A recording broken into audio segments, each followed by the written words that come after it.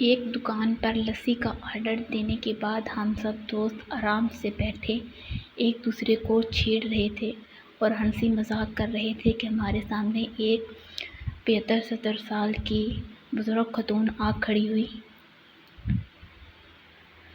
اور ہاتھ پھیلا کر بھیک مانگنے لگی۔ اس کی کمر جھکی ہوئی تھی، بھوک چہرے کی جھریوں میں تیر رہی تھی، آنکھیں اندر ہی اندر دھنسی ہوئی تھیں لیکن جاندار تھیں۔ اسے دیکھ کر پتہ نہیں میرے ذہن میں کیا آیا کہ میں نے جیب میں سے سکے نکالے،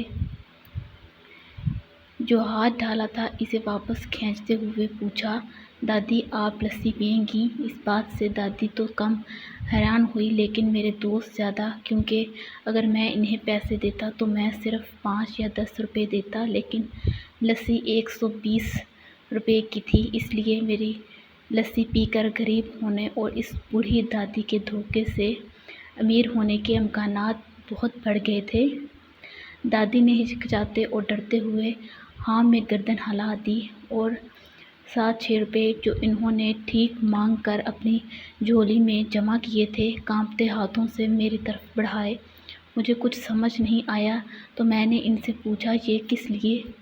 بیٹا میری لسی کے دام میں یہ پیسے ملا کر چکا دینا۔ میں پہلے ہی انہیں دیکھ کر جذباتی ہو گیا تھا، جو کچھ ادھورا رہ گیا اس کی کمی اس چیز نے مکمل کر دی۔ اس غریب خاتون کی خودداری دیکھ میری آنکھیں نم ہو گئیں، میری آواز رند گئی۔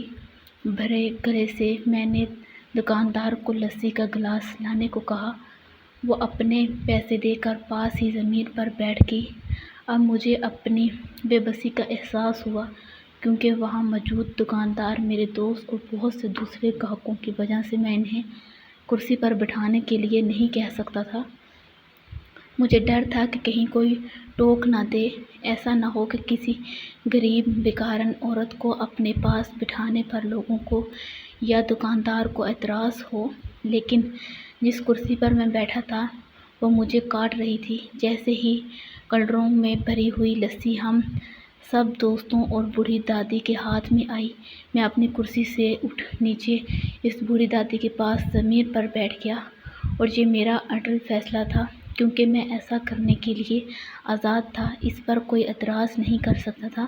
ہاں آس پاس بیٹھے کچھ لوگ اور میرے دوست ایک لمحے کے لیے مجھے گھورتے رہے اور عجیب نظروں سے مجھے دیکھتے رہے، لیکن اس سے پہلے کہ وہ کچھ کہتے، دکان کے مالک نے آگے بڑھ کر دادی کو اٹھا کر کرسی پر بٹھایا اور ہاتھ جوڑ کر میری طرف مسکراتے ہوئے کہا، بیٹھیے جناب، میری دکان پر بہت سے گاہک آتے ہیں لیکن انسان کبھی بیکار ہی نہیں آتے۔ دکاندار کے کہنے پر میں اور بوڑھی دادی دونوں کرسی پر بیٹھ گئے۔ اگرچہ دادی تھوڑی گھبرائی ہوئی تھی لیکن میرے ذہن میں بے پناہ اطمینان تھا۔